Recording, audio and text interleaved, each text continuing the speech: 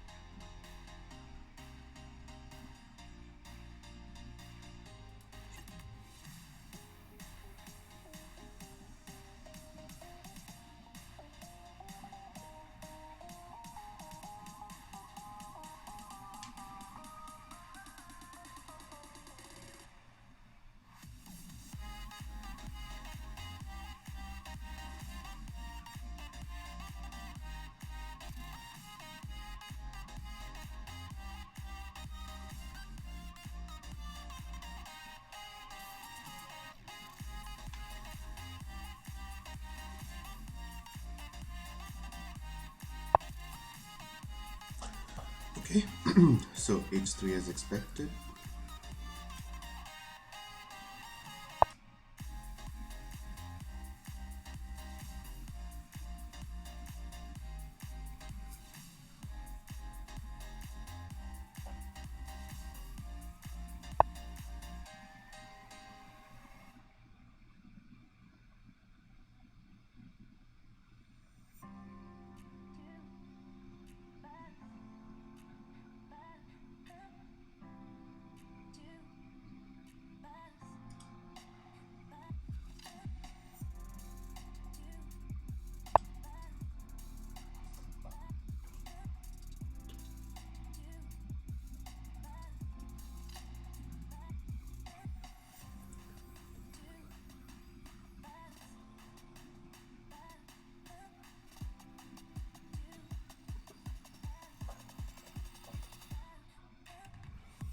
Okay, so the idea behind knight c6 is to go for a quick e5.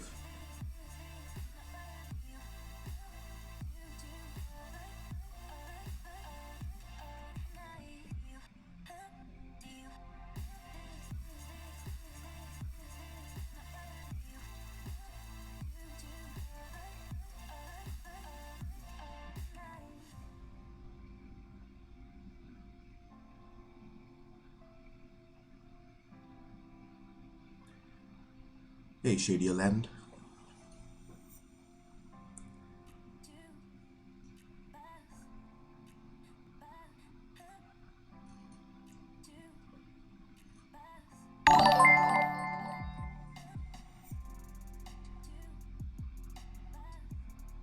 Oh, thanks for the follow.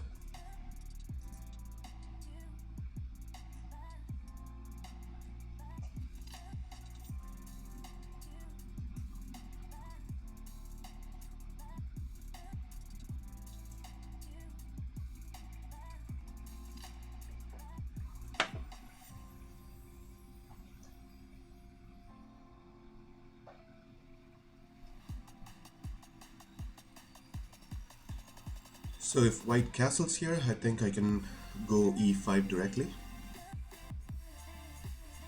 You might think that pawn is hanging, uh, but after white takes d takes e5, I go knight e4, when I'll have a pin down this diagonal, which I'll use to regain the pawn. So that's the plan in the position.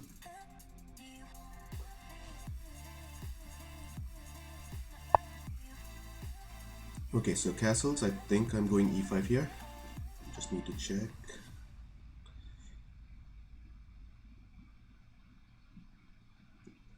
Yeah.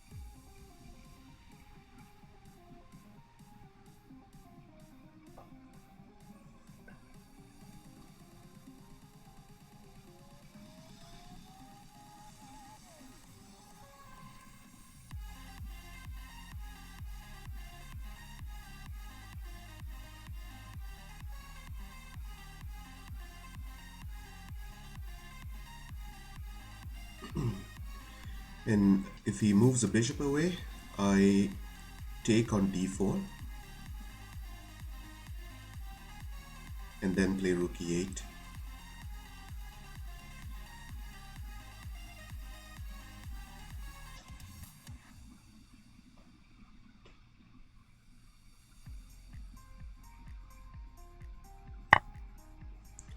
Okay, so we go knight e4 here, and he cannot take on d6 because of the pin that I mentioned earlier, with the b2 pawn hanging.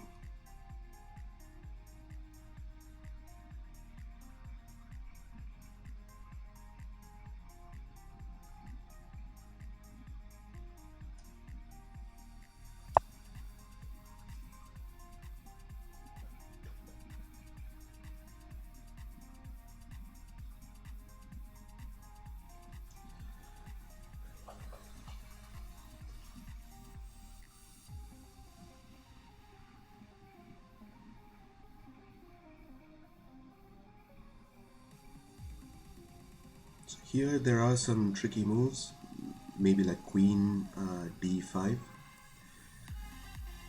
If queen d5,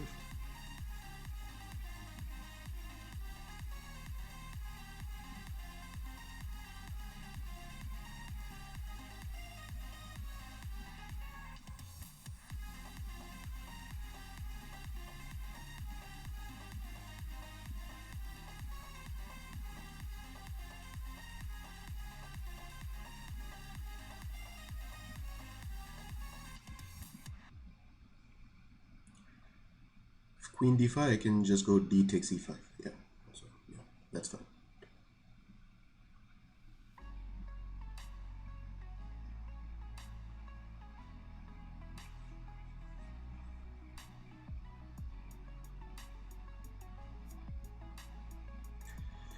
If knight b d2, I think I can just take the knight and then go d takes e5.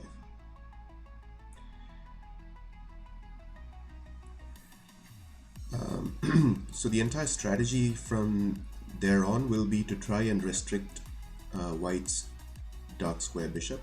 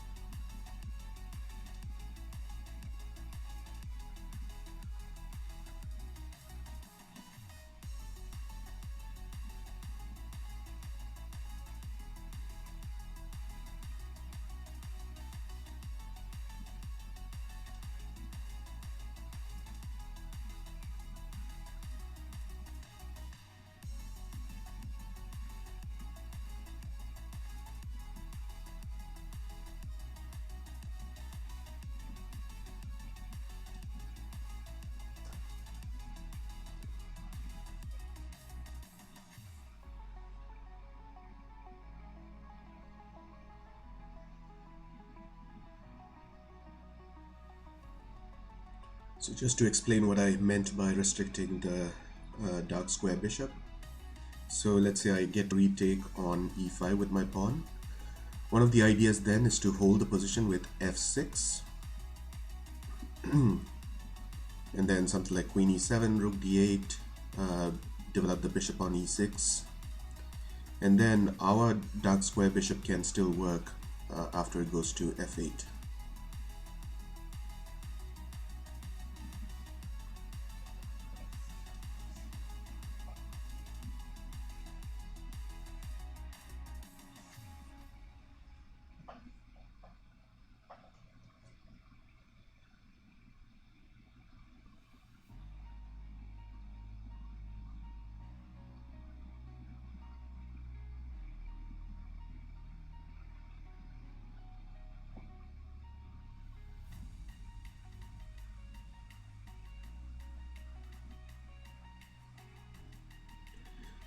The downside of some of these lines is that you can go into the endgame pretty quickly, where black is at least equal, but if you don't like playing endgames, um, it can be a downside. And I know that Shivam likes simplified positions with endgames, so maybe this isn't the best line to play against him. But it is also the case that I need practice playing simplified positions, but not simple positions, um, but more towards the end game. So I need practice in that, and that's the purpose of this training game, to play setups where both of us need practice in.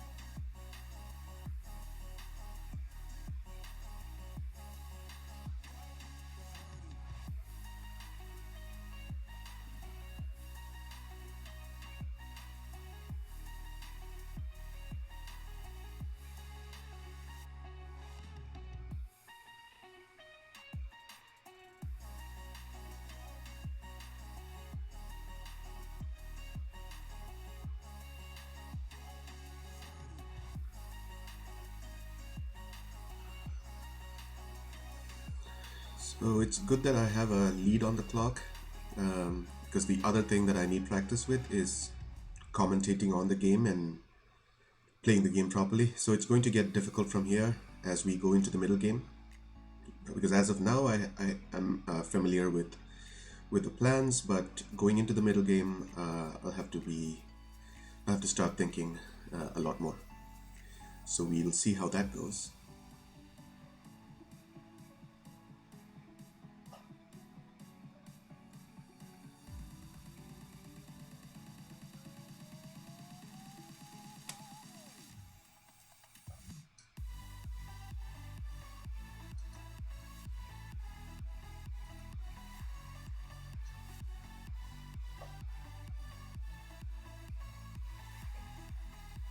And one of the interesting things when this happens in a game, when your opponent sinks into deep thought and you're just hanging out, is that the opponent, starts has already uh, started working his brain.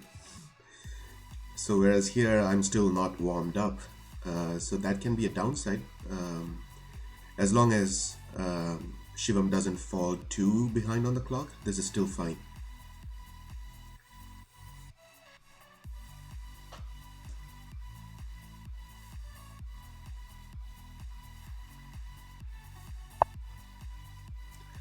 Okay, bishop h2.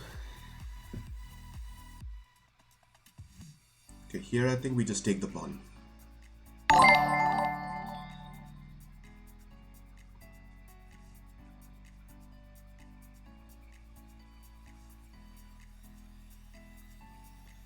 Hey, you rook.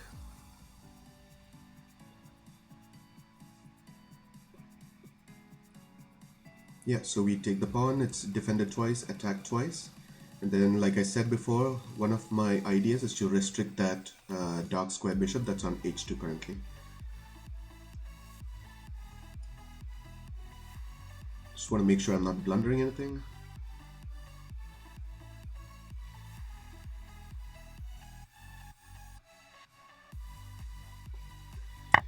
Yeah, so he can choose to go into the endgame if he wants, which is playing to his strengths and not mine. But given the position of that dark square bishop on h2, I plan to restrict that with f6, and then I think black has a slightly better endgame.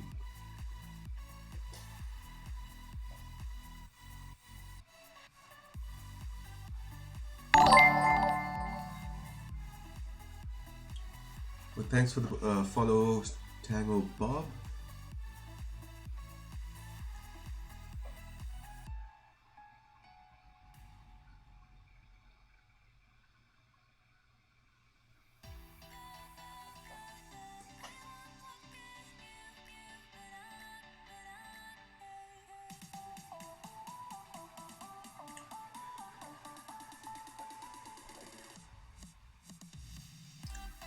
Hello, Tango Bob. Thanks for joining us.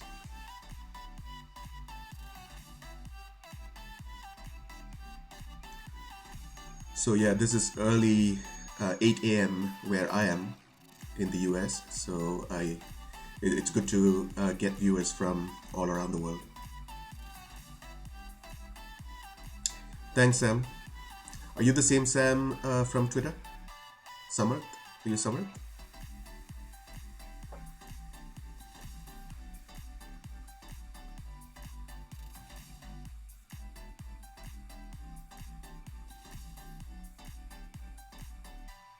Cool.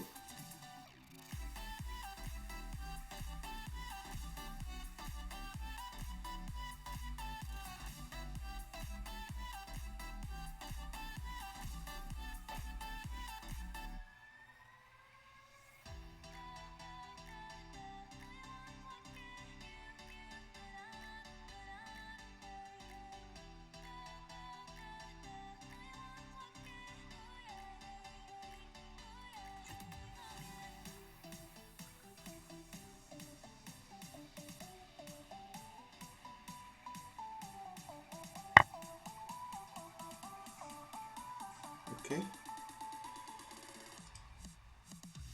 Shivam loves to exchange queens.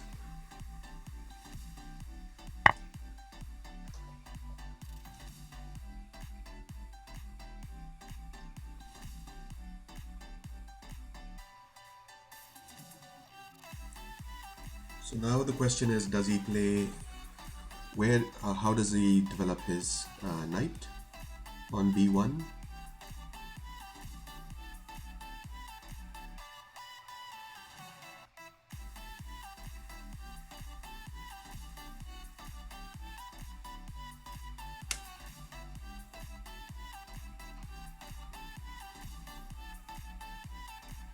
Maybe it's getting a bit awkward for white already.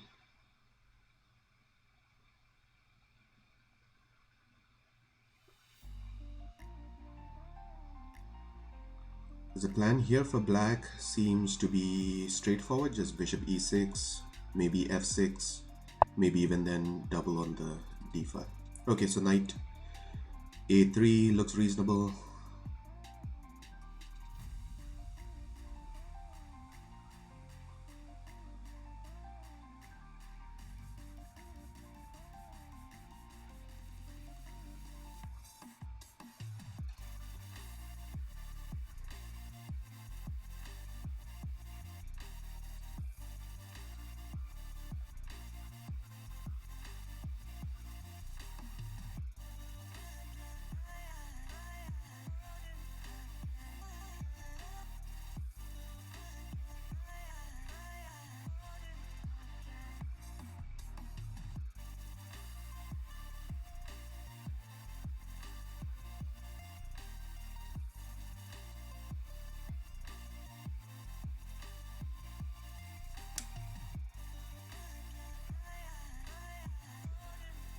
If I go bishop e6, he goes knight b5.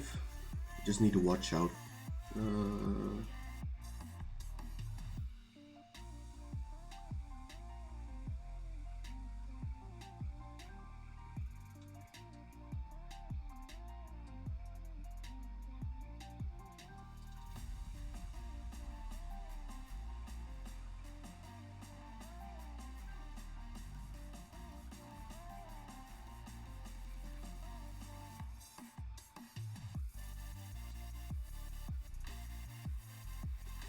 so I'm wondering if I should just play a6.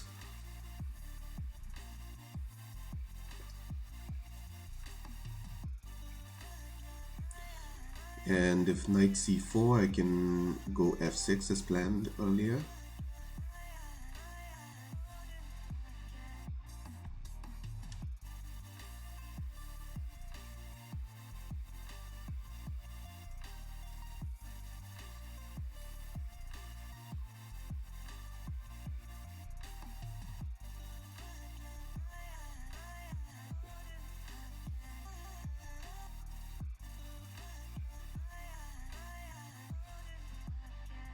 Or I can even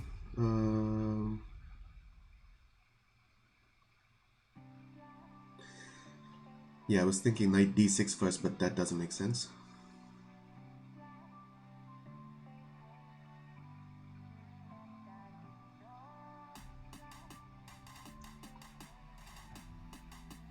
Maybe that's fine. Okay, let's see. Knight d6.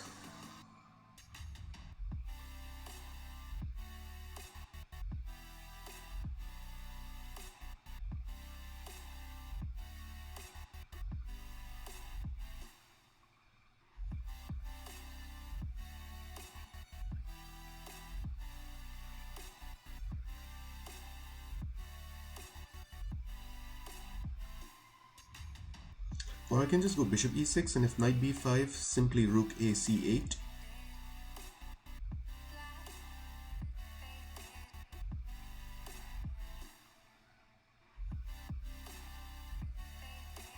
But then rook, let's say fd1.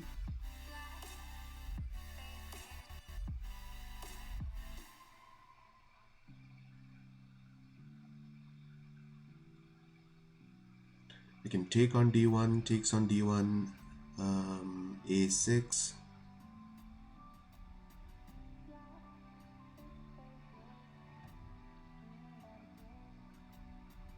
And when the knight moves, I can just go rook d8. But there the e5 pawn will hang after I recapture on d8 with the knight. So that's the problem with bishop e6 and then rook a c8.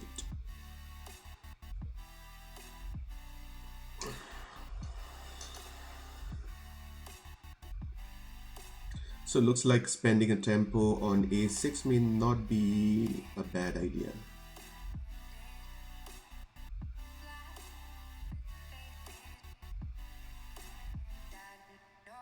And if he goes knight c4, I can just play f6 followed by bishop e6.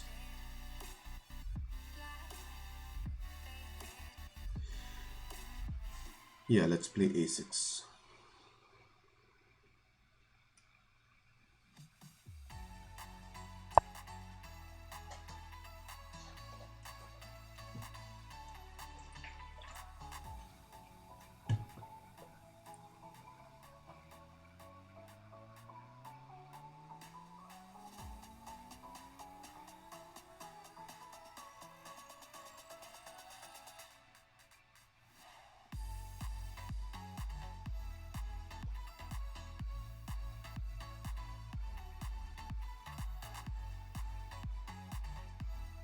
Now let's say rook a d1, I go bishop e6, followed by f6 probably.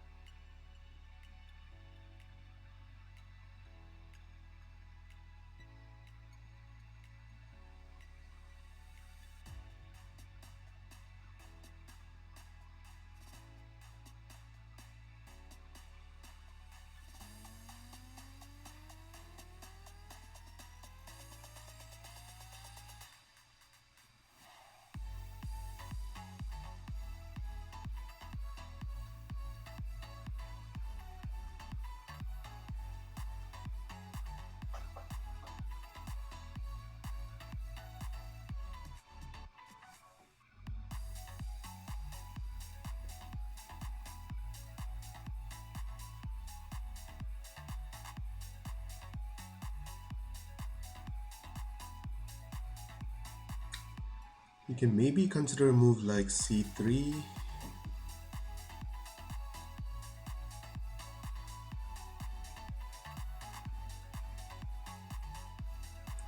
just to blunt the g7 bishop for any future tricks. But given that my plan, okay, so knight c4. Knight c4, I was thinking f6, which I wanted to play anyway, so let's go ahead and play it.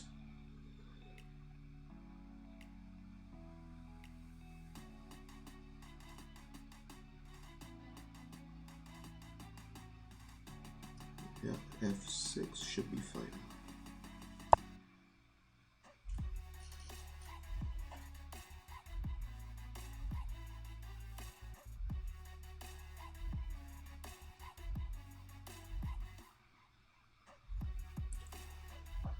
So this is the setup that I was talking about in the opening, where I wanted to restrict this bishop, and it'll take time for white to get that bishop out.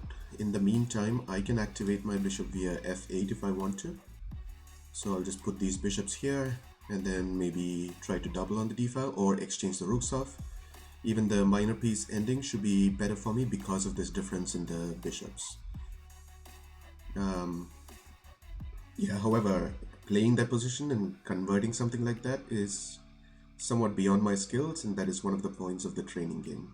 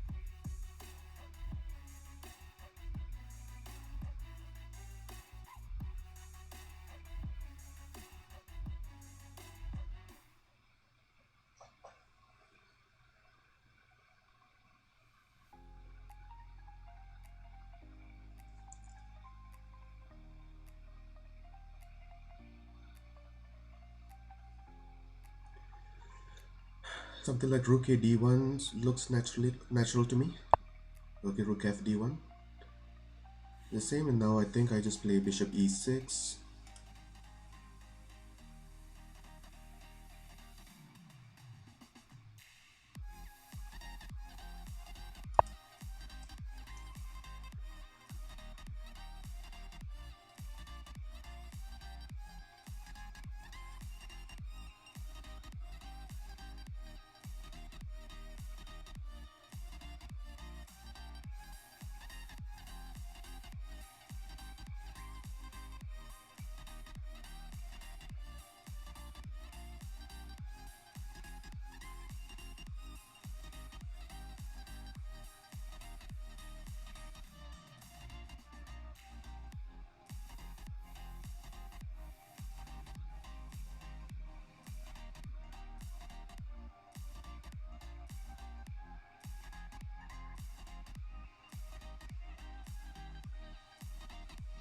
So in this position, I can even think about exchanging of the rooks.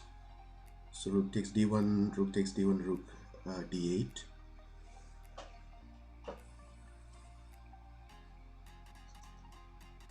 And because black's pieces work better, I think that endgame is better for me. However, like I said, that is not my strong suit, and so maybe I should try to go for it and practice playing that position.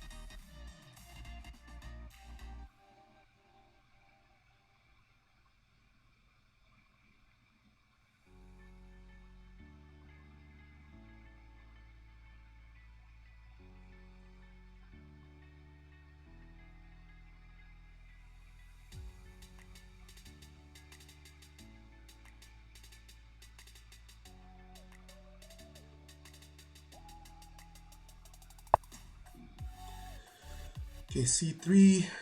Um, I think I can also go b5 here.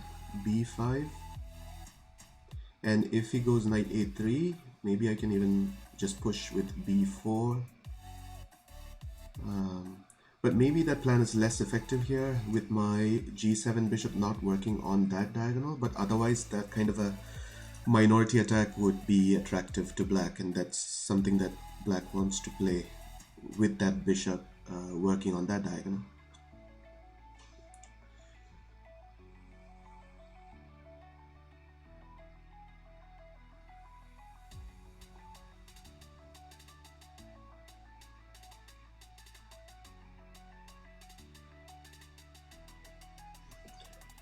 So I just need to think if my earlier idea of just exchanging off the rooks. So for example, rook takes d1, rook takes d1, rook d8, rook takes d8, knight takes d8.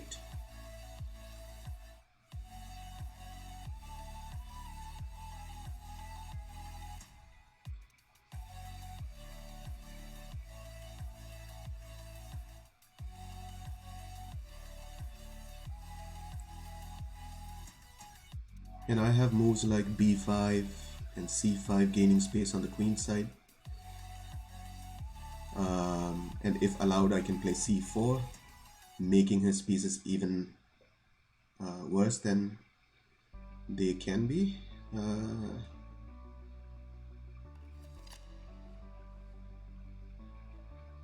Yeah, so do I go for the rook exchange or not is the question.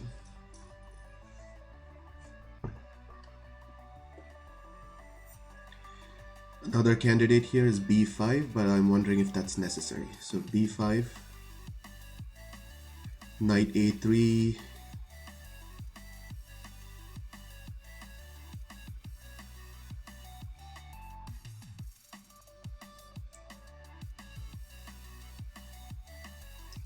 b4, c takes b4, knight takes b4. Is that... maybe I shouldn't do that, because that just opens the c file.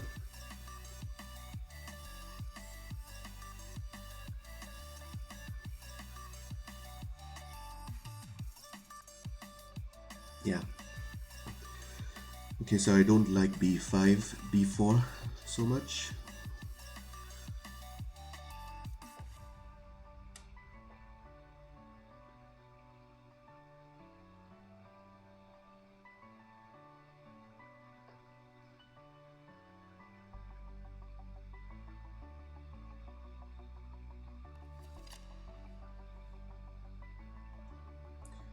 I think the rook exchange is good.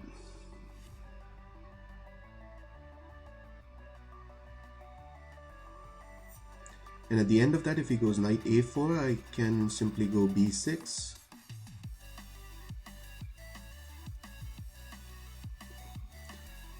And there, if he goes knight c4 back, I can just play maybe b5.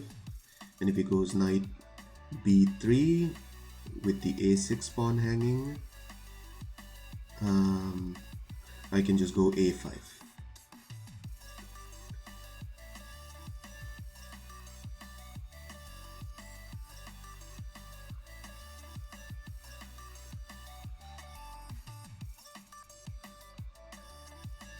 And then I can go knight b7 and then knight c5, which should be good. Okay, so I think going into that endgame should be good for me. But like I said, that's not my strong suit, so we'll see what happens.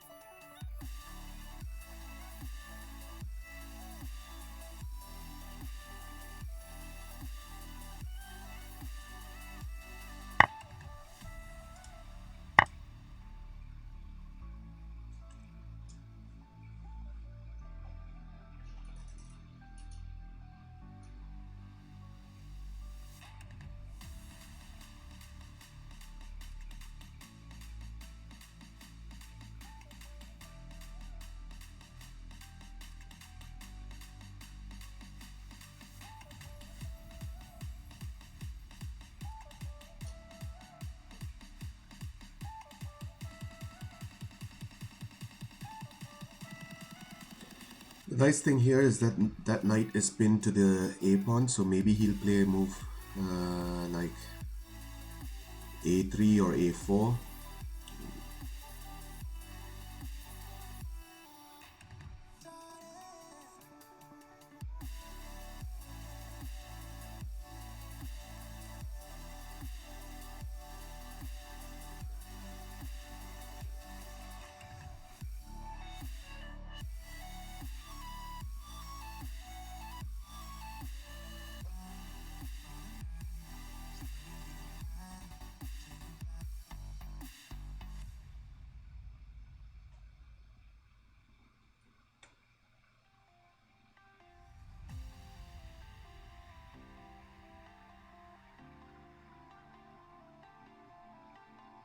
I think b5 is a threat in this position, so you have to take care of that somehow.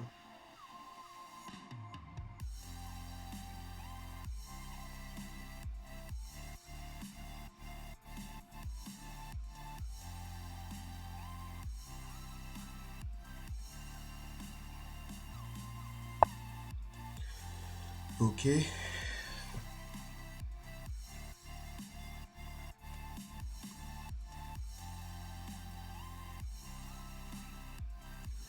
So now what we can do is knight c5 with the idea of knight a4.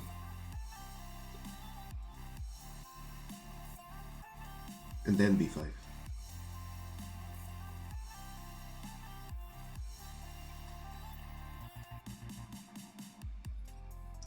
Okay, so knight c5.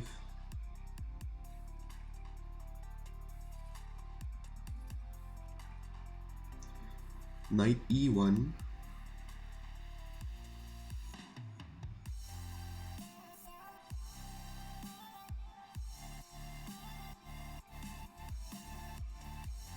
That doesn't make sense, okay. So maybe knight c5 is strong enough.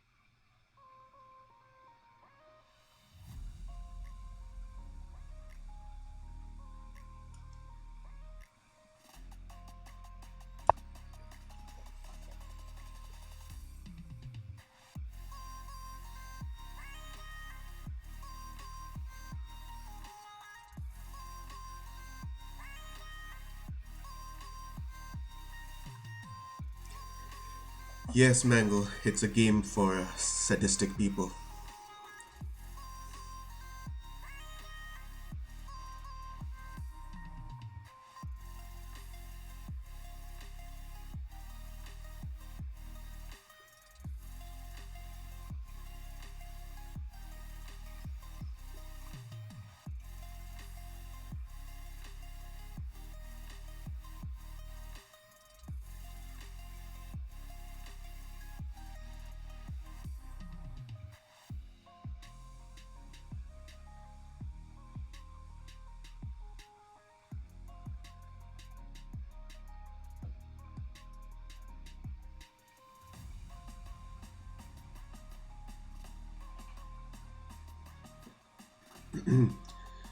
So yeah, so white has a few problems to solve, which is why I thought getting the rooks off would still be okay. Yeah, three-way chess. There's also a four-person chess game.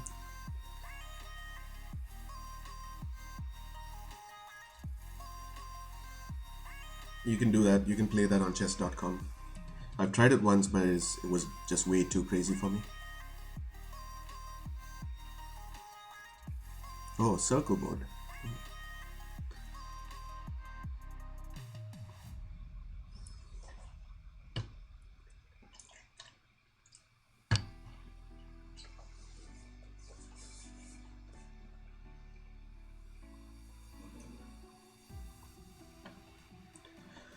Okay, so how is white going to deal with knight a4 is the question.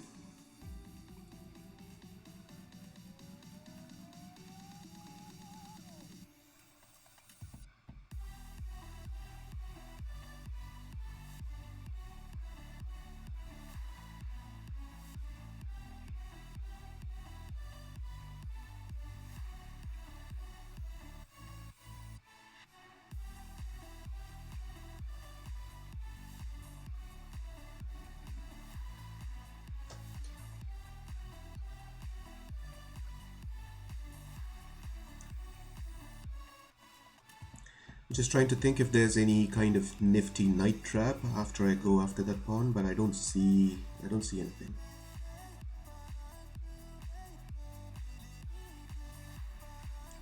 Because at the very least I always have b5 and bring the knight back.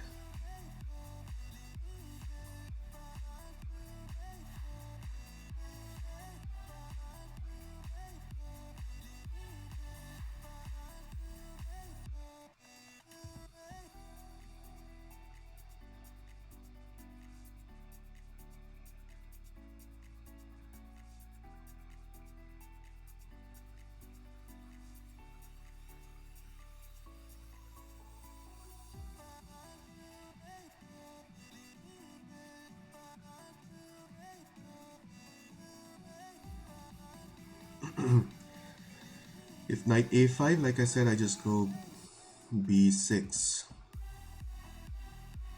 Knight a5, b6. And then if knight c4 back, just b5.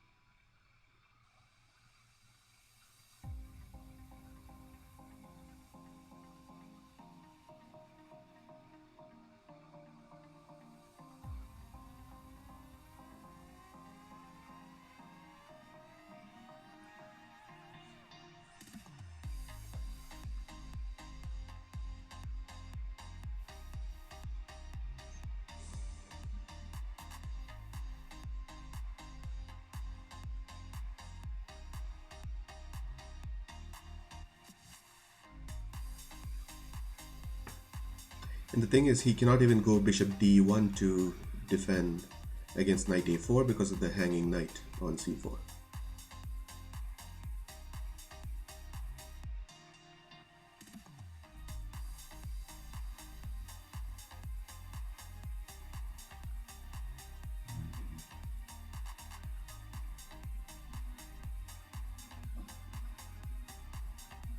Yeah, so I don't see a defense against the loss of a pawn here.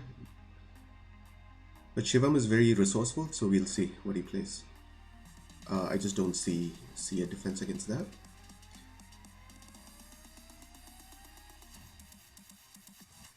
And with 4 minor pieces on the board, that shouldn't be a big deal usually.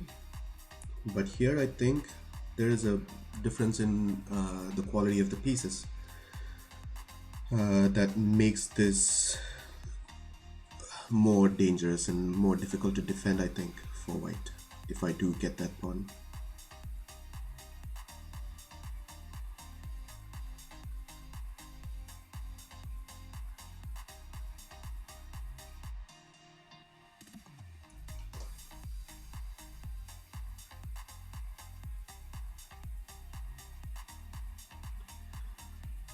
Okay, so knight e1 was what I was thinking of, right? So knight e1, um, knight e1, knight a4, knight, again, that's the problem. So knight d3 doesn't work, again, because of the hanging knight on c4.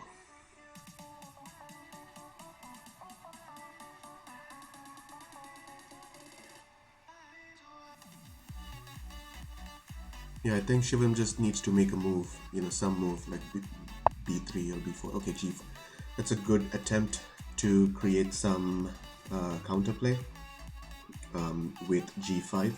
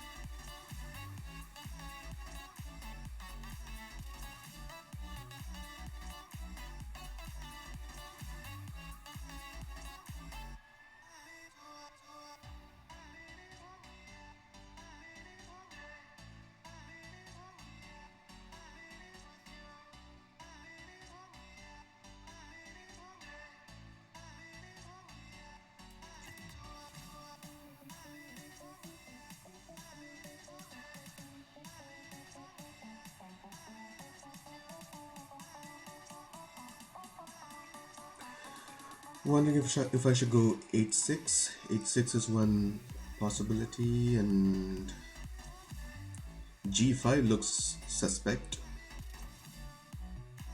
because of the weakened F5, but is there a way for him to get to F5? Probably difficult. However, I'm not sure about H4 after that. H4 with the idea that he can maybe even give up the G4 pawn to just get his bishop on H2 out. After something like H takes G5. Yeah, I'm not too happy to allow that.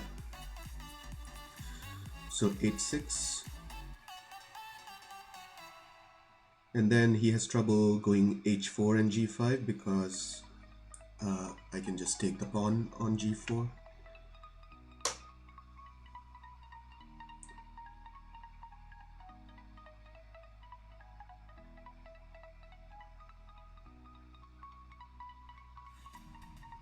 So yeah, 8-6, I can even then take time to play King F7 if needed before I go Knight A4.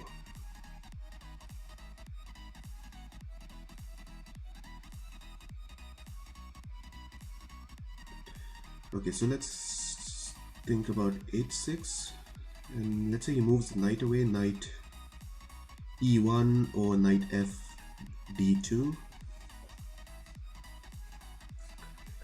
So 8-6, F D2.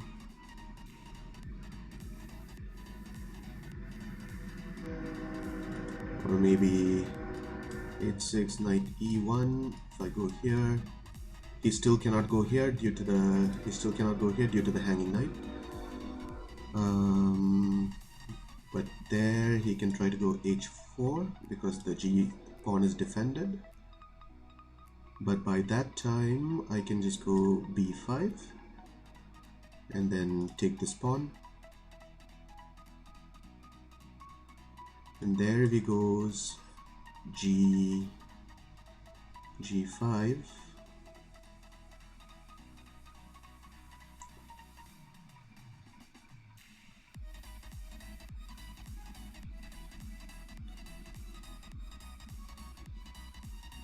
I might be able to just go knight C6 or even knight F7 because after he takes and I take,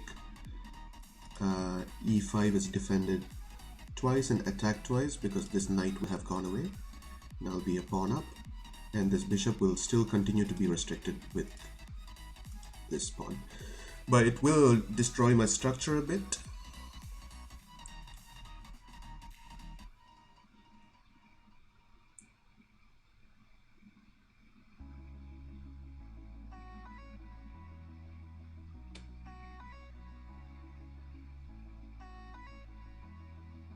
So the question is, can I go B5 first? B5.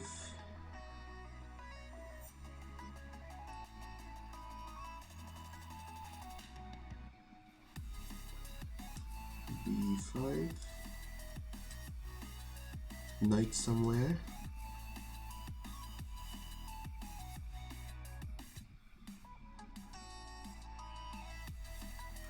knight here, g5,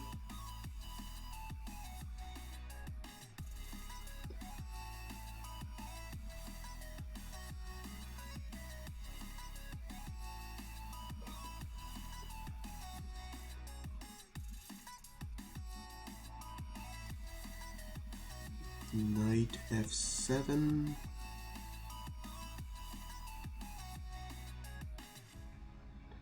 and then if you take, I take.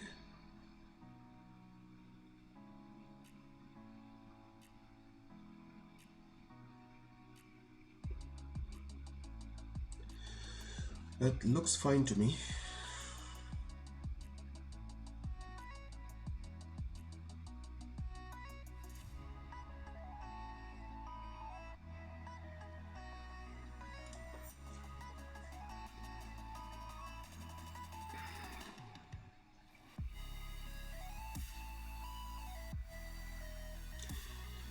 b5, knight a5, and then once I go to knight f7, he has moves like knight c6 that I don't really want to allow. So maybe h6 is better. h6, knight h4. I can just go to king f7.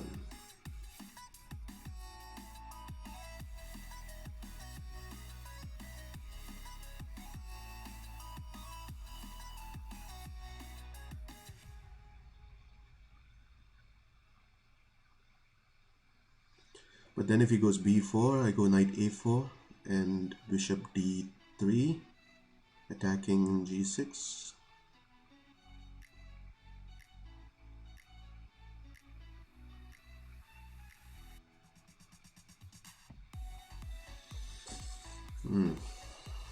Yeah, h6 weakening g6 is also not ideal.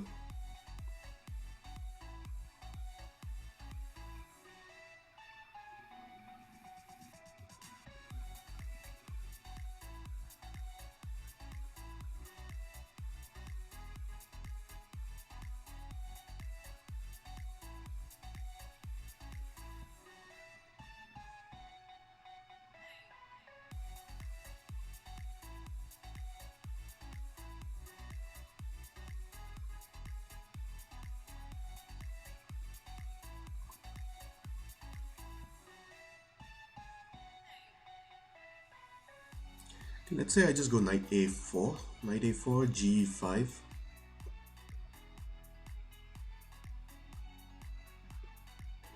b5, g takes f6, bishop takes f6, knight c e5.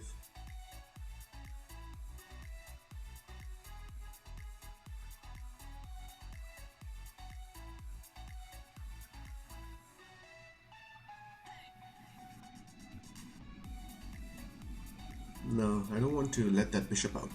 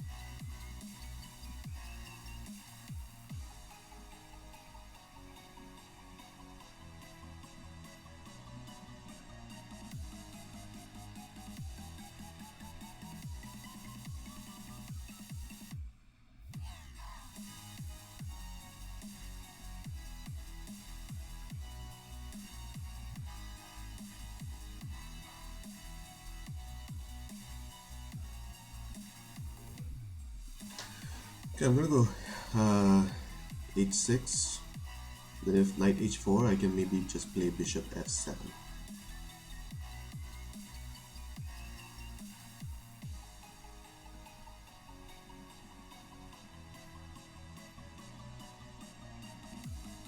Yeah, let's go h6.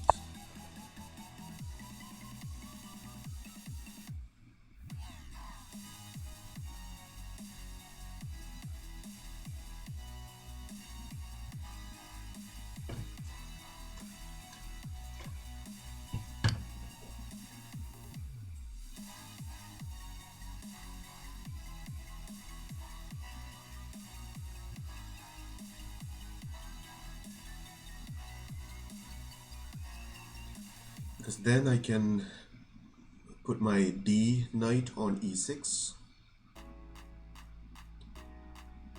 And then that should be the end of any tricks, I think.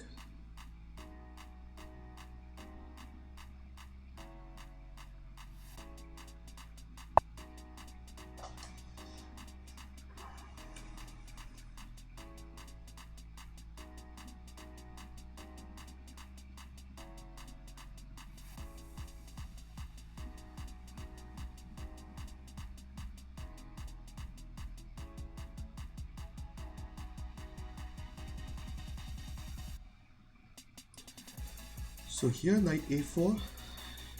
And then what's his idea? Knight a4. I think he wants bishop c4, but after bishop takes c4, knight takes c4, b5. What exactly is he doing then? Not sure. So knight a4.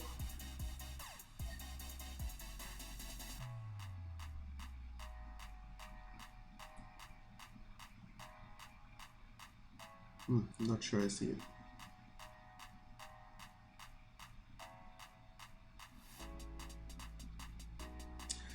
Okay, knight a4, knight e4, knight takes b2, knight c4, c5, knight c5.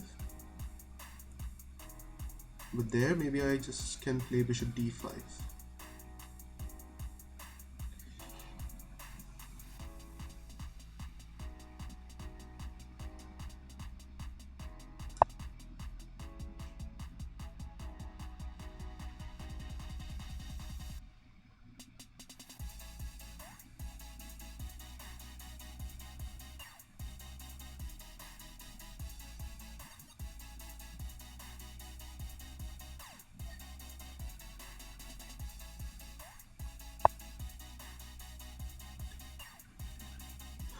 Okay, b4.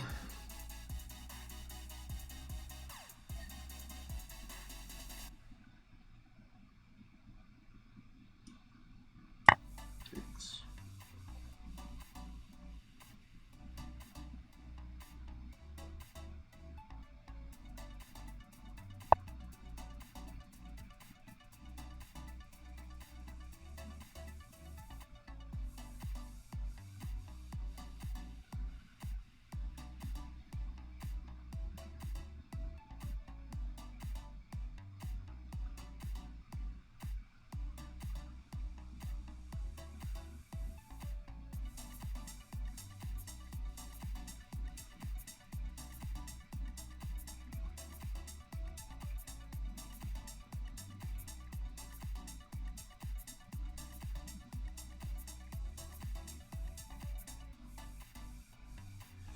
Okay, so here bishop f7, knight h4.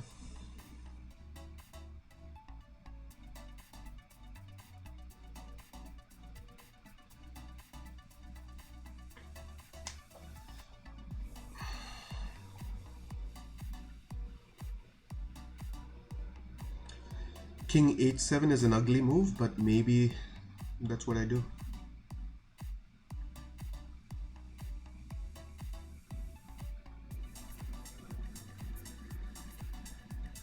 Because after that I have knight e6 followed by knight g5, which looks strong.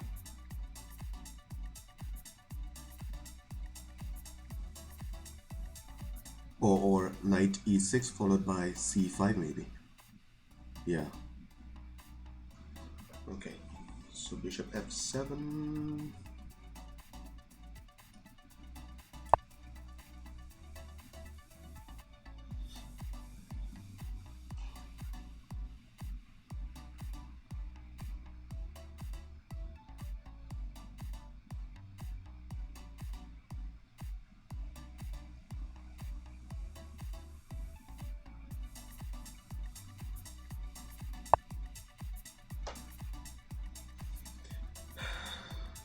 Okay, knight.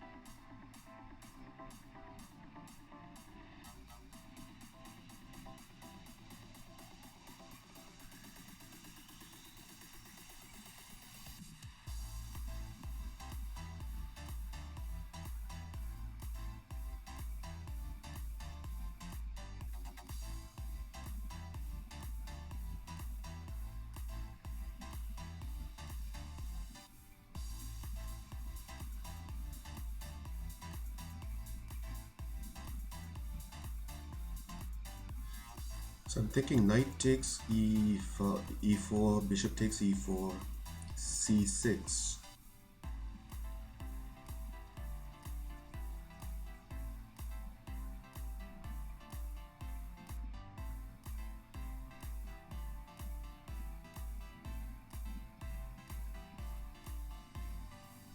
Or do I keep the knight? I can keep the knight too. So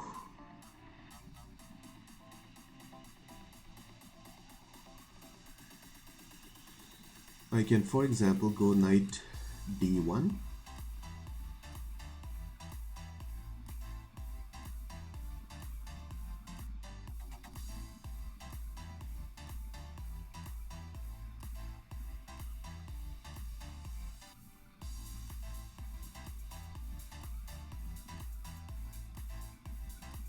Yeah, let's keep the knights.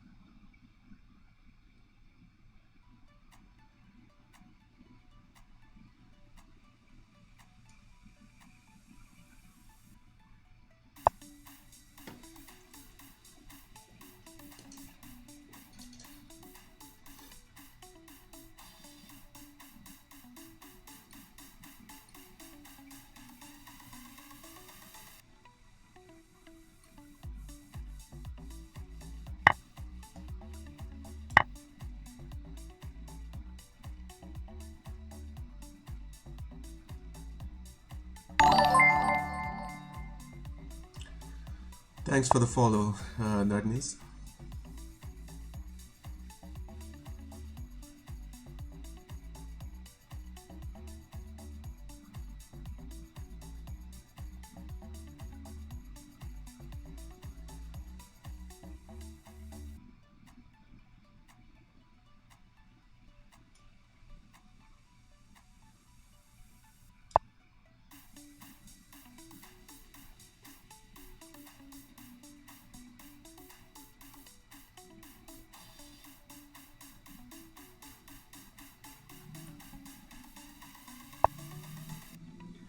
So here I was thinking bishop c4 check. Bishop c4 check. And if he takes, then if I take with the knight, I win the pawn on a3.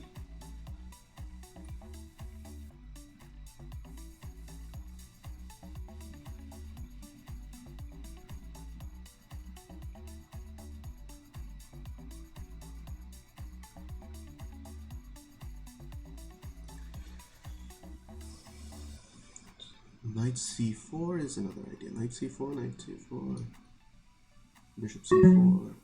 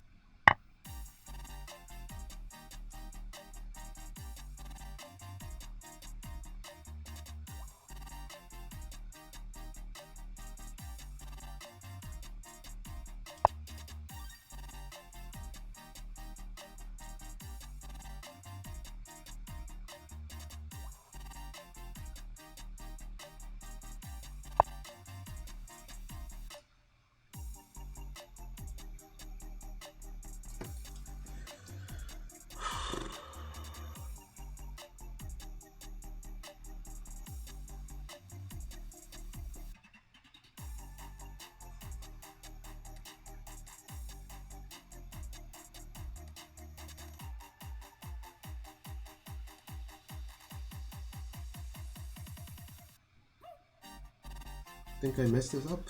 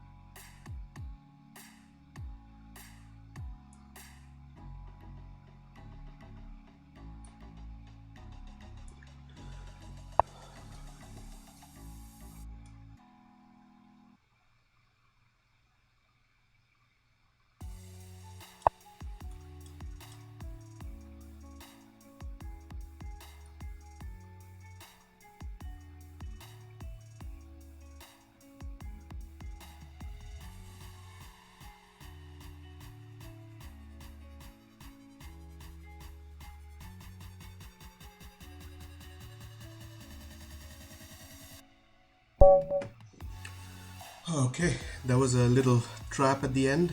Uh, okay, it was a good game.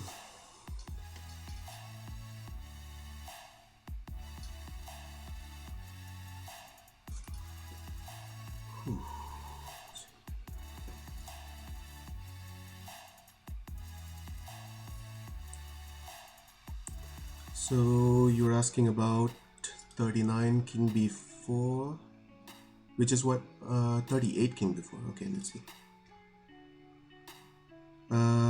King b4 here. Let's go to the analysis board. So you're talking about, let me turn off the engine. Um,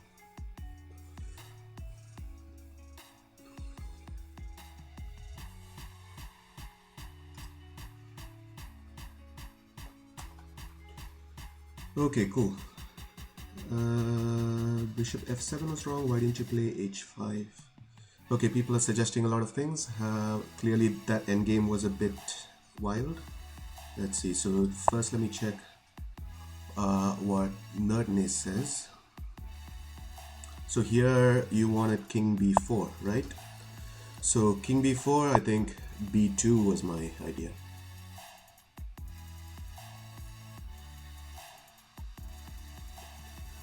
Okay, I think that should be fine. We can check what the engine says. Yeah. Oh, so he has bishop a2 here. And then apparently I can just take this, and now you cannot take the knight because then my other pawn will run. Yeah, it is still complex apparently, but still black is winning.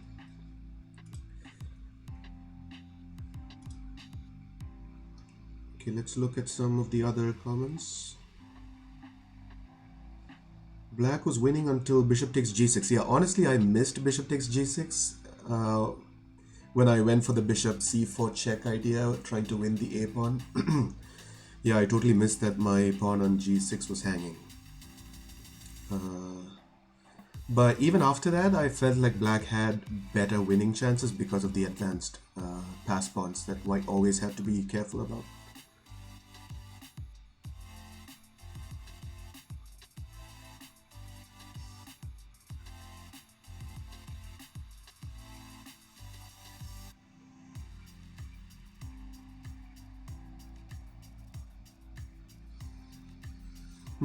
Okay, so where could black have white have drawn this? Let's see.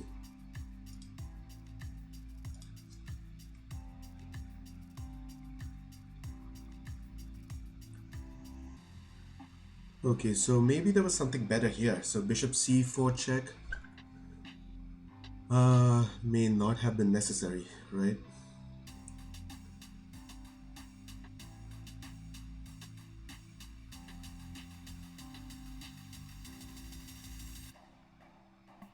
How about just something like knight c a4, knight c a4 followed by knight c3 check.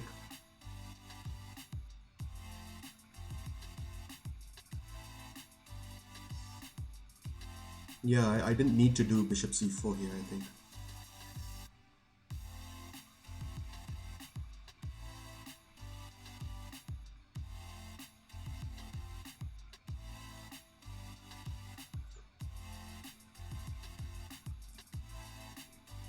Yeah, Shivam. So if you play back the stream, you will see that the entire strategy was to make the dark square bishop bad. So that bishop on h2 remained on h2. So that was one of the plans behind this opening setup. And then once white's pieces were worse, then I decided that taking the rooks off the board would give me the better endgame, which I think was a correct assessment. But then I played bishop c4 check in this position that you're seeing on the screen, which I think is unnecessary. I actually just blundered the pawn on g6. I did not intend that. Now, even after that point, I felt like black still had the better chances because of those pass pawns. However, there was probably some kind of way in which you could have held. But in time pressure, that kind of thing is always difficult.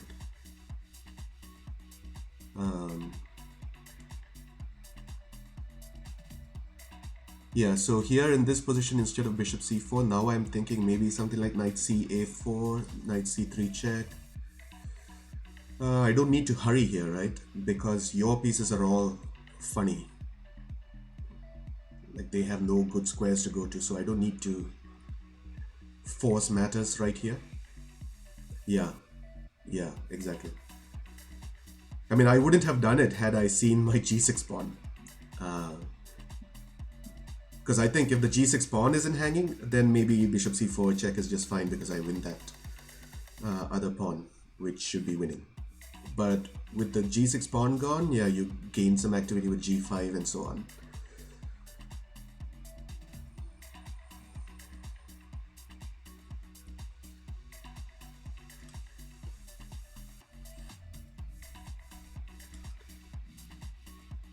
Okay, so which move? Just stop me. g5. Yeah, I'm not looking at the engine right now, but let me know if you had any ideas. Okay.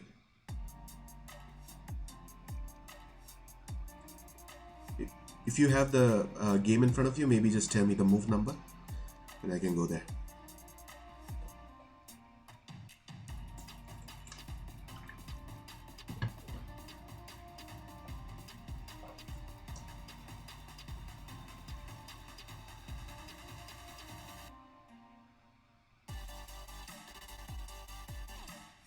Okay, move 36. Okay, so this is black's move 35 and now white played king c3, right? King c3. Okay, how about does king c1 work? King c1 with the idea of bishop b1 if necessary. Oh, you mean after king c3?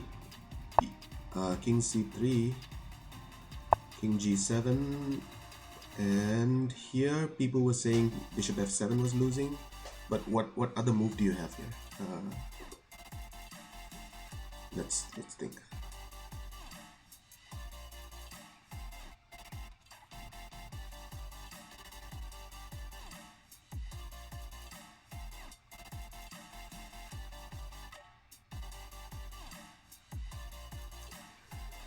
Yeah, win my knights. Yeah, I was always wary of that, but the trick at the end, I think I saw, and it was very tempting to go for the knights. And in time trouble, I half expected that thing to work.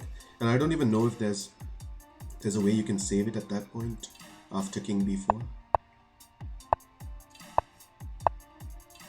I mean before king b4. So let's see here. What can you do?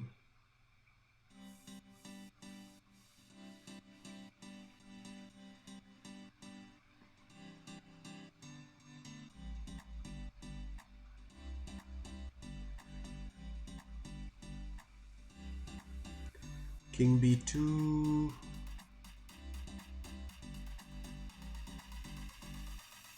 King b2, maybe a3 check, king b1, king b1, knight c3 check, doesn't work, right?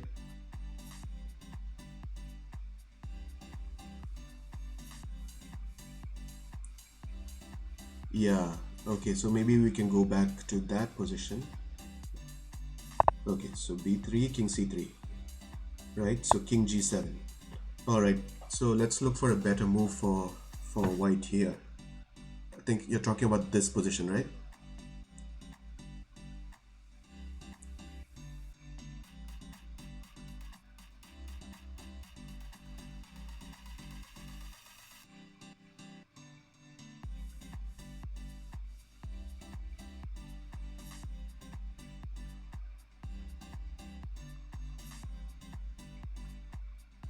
So you think, oh, h5 here? h5. Okay, h5. Yeah, h5. That makes sense.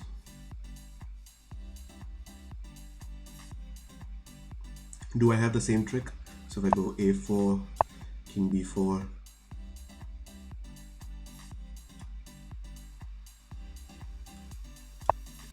knight b5. Maybe you can go here.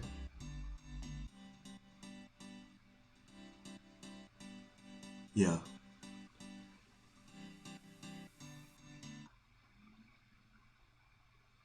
So that trick doesn't work if you had played h5.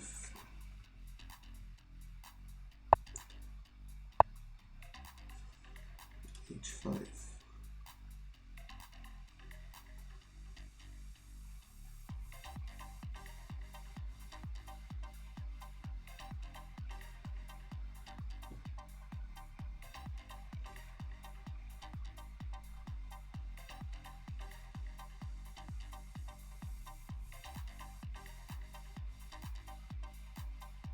Yeah, I think that's what I played, right? So h5, a4, king b4, knight b5, knight c4. You mean in the game? In the game? Maybe we can check. But isn't the bishop hanging in the game? Let me see.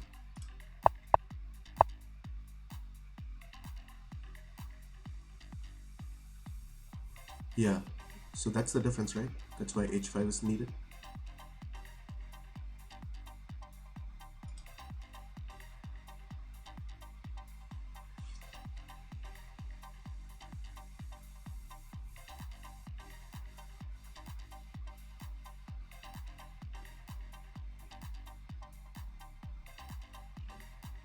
Yeah, so this is the game position after the 37th move.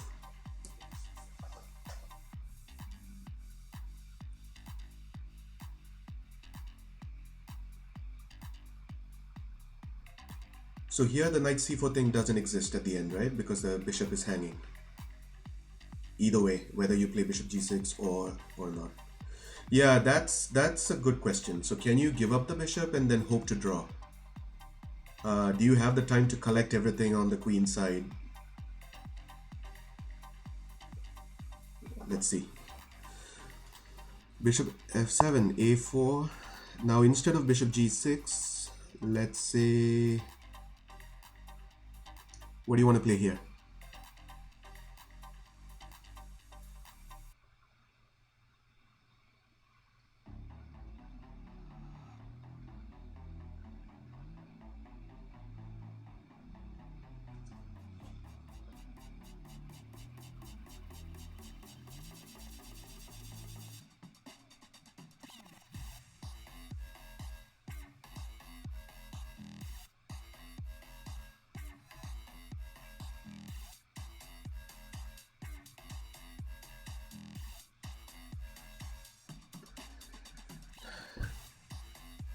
Yeah, I'm just trying to see how you can stack the piece, like in what exact way.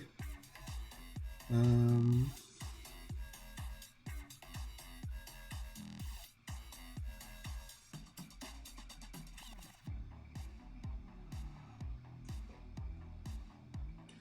okay, bishop e8.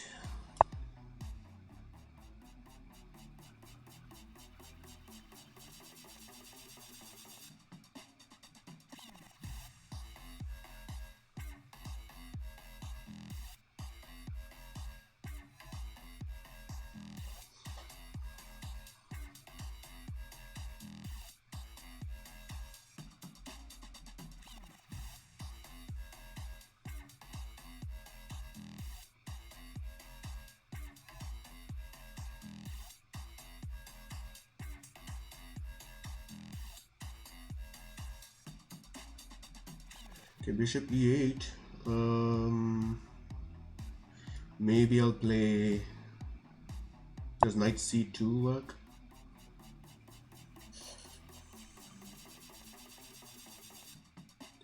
Okay, knight c2. And then, yeah, so then here you can obviously take, right? That's fine. But if you.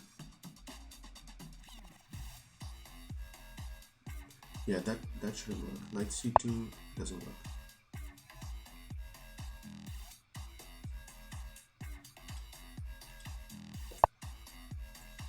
Sorry, okay, knight e8. Bishop e8 and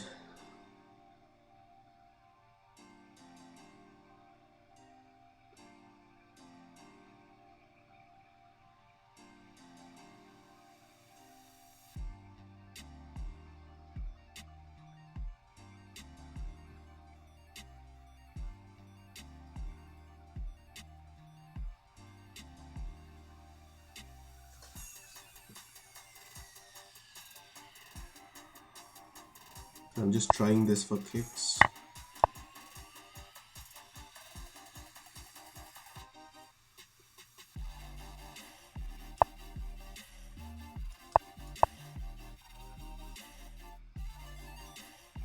This can never work, right?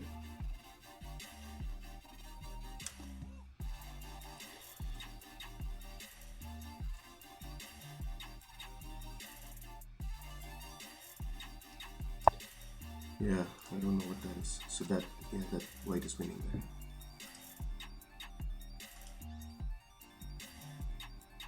So knight b5 doesn't work. I just turn on the engine.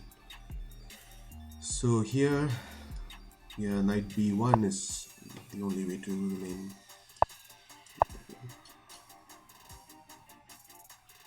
And king a3, and I think, yeah, white is safe. But yeah, it wasn't easy in time pressure for both sides. Yeah, there's a chance that black can lose too. Yeah.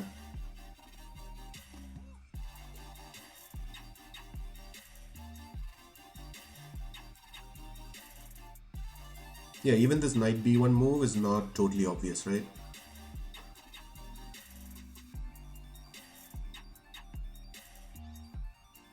So knight b1 is a move that you play accepting that the the good position that you had earlier has been completely gone, and now you have to be content with the draw, and maybe even that is slightly difficult, so you just play knight b1 and maybe try to get that pawn on f2 or something.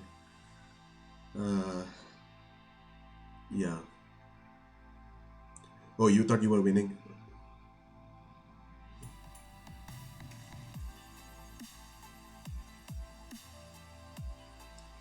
Okay, do you want to go through the opening at all?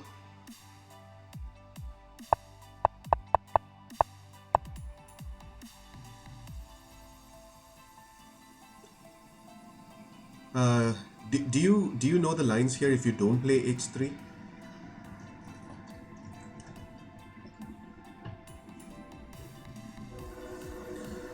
So let's say you go bishop e2. So I'm just sharing with you my prep. Knight h5, let's say something like this, something like this. So here there are two ways to play. I can go, yeah, g5. Okay, you know this stuff, right? c5 here, g5, you can go here. Or even like this move.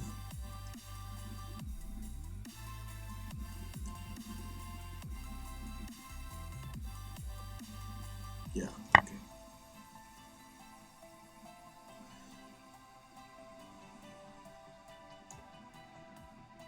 Okay, so h3 standard thing. Castles, bishop e2, knight c6. Did you expect knight c6?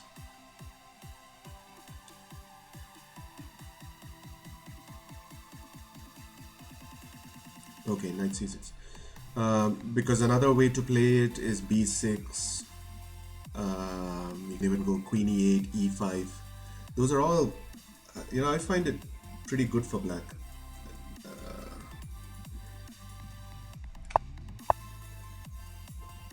Okay, so this e5 trick I learned from chess mode.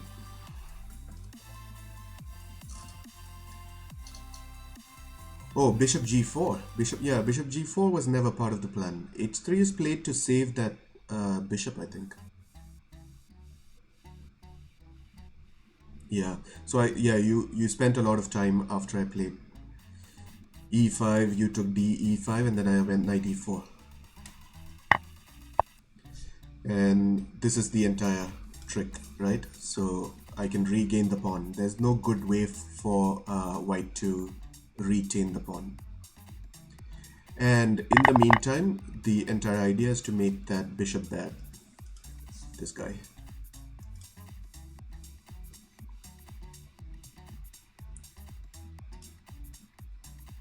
Yeah, so I felt like you might be happy to go into the end game because you love exchanging queens, but there, I mean, I don't think there are much better moves there.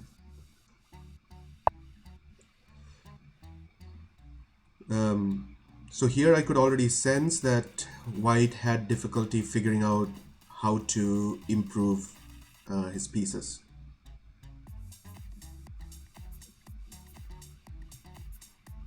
What is this king h5 plan that you talk about?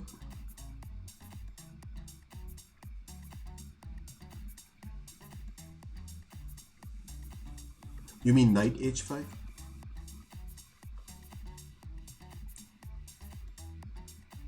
I think maybe I shouldn't have exchanged queens. Yeah, in this position, I don't know. What other move do you have? Because if you don't exchange queens, I can maybe just go bishop e6 and then exchange queens and go rook d8. I don't think there's a very good way to keep the queens on. And even if you keep the queens on, um, again, because of my slightly better pieces, especially the comparison between the bishops, I think I'm happy to keep the queens on as well. Yeah, knight h5. Yeah. Okay, so d e5, exchange queens. Knight a3, there's no other good way to do that. So here I was thinking, can I just go bishop e6? But then I didn't want to allow something like this.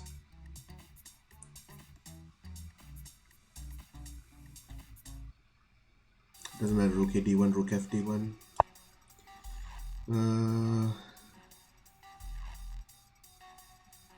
Because here challenging the d file becomes an issue. So I spent some time thinking about whether I needed to spend a tempo on a6 and decided that I needed to.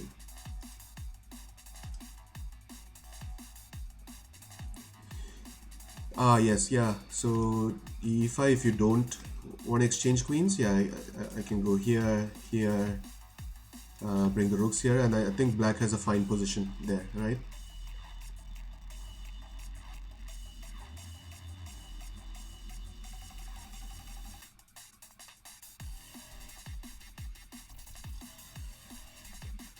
Yeah, a6 I spent some time there. I thought that was necessary. Okay, knight c4. Again, this is a funny piece placement, and this was also part of your problems later on, right? Because this knight was pinned against the a2 pawn once your rook left the a1 square. So f6 was always part of the plan to just shut down the bishop. Okay, rook a d1, bishop e6, all normal. Yeah, that is true too, which is why I like this setup a lot. So if white doesn't deal with it with some precision, then this can happen. All of white's pieces, pretty much all of white's pieces can become bad pretty quickly. c3 I thought was fine. It at least, blunts my knight on c6, like Jesse Cry likes to say. And here, yeah, I just thought taking the rooks off, I had the better endgame. So can you do that? After I play to rook d8, either I take your rook, or if you move away from the d file, that's something that you don't want to do, right?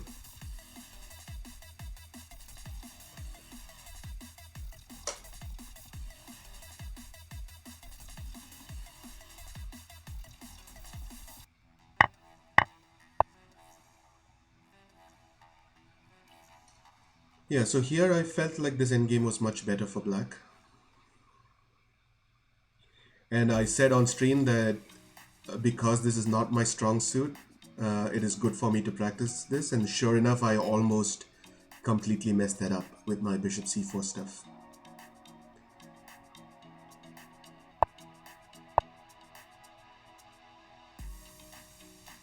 Yeah, this was another big decision point for me. So yeah, you spent a lot of time here. This I think is a correct move to try and get some activity done. Okay, which position do you want to talk about?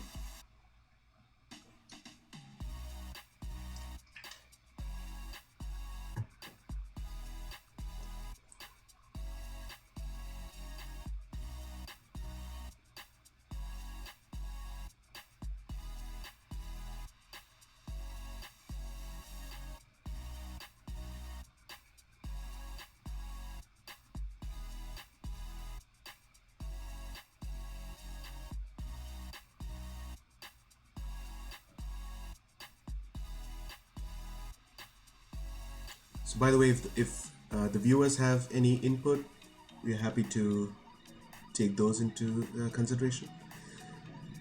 Oh, you thought you were fine after the rook exchange? Yeah, I had a feeling that you might think that you could, you know, play that maybe even for a win because you are confident in the endgame. But the main difference was the quality of the pieces, and I felt fairly comfortable playing that endgame. But again, since that is not my strength, I wanted to just go to that position and try to play that position. You had nothing better than g4, yeah, but g4 is a pretty good try. And I have to seriously consider whether to allow g5 or not. I don't want to do that because the entire strategy has been to not let your bishop come out.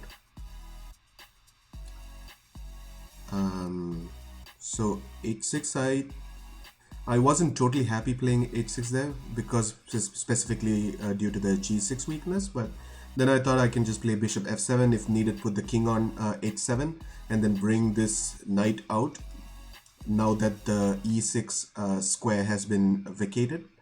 And that again is a, you know, very good position for black, right? There's not much that white can do, and I can just wait around and slowly improve things and then think about what to do. Only later you realize that, yeah, your pieces are horrendous. Yeah.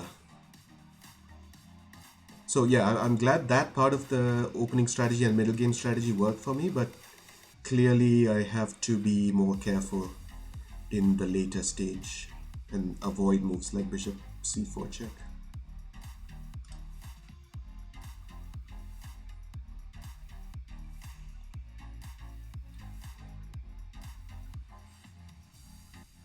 Yeah, king on f7, I did think about that. King on f7, my problem was if you put your knight on h4 and then your bishop on b3 at some point, then I wasn't sure how to defend g6 other than maybe push g5. And pushing g5 allows the knight to come to f5, and I didn't like that. Does that make sense?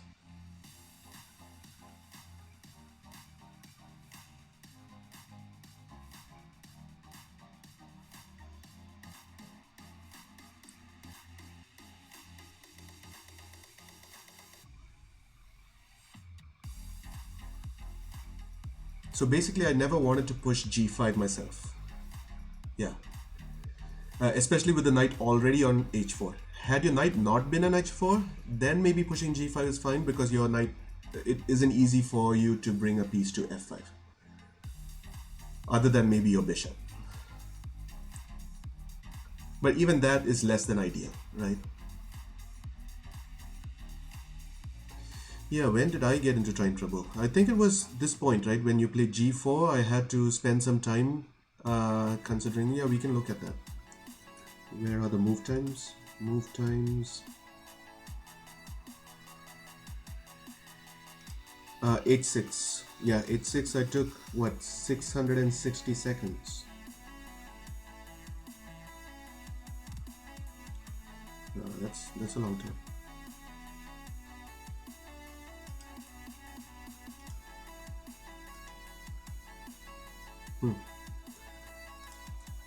So I had 18 minutes before that move. And then under 8 minutes. Yeah, that was too long, I think, for a rapid game.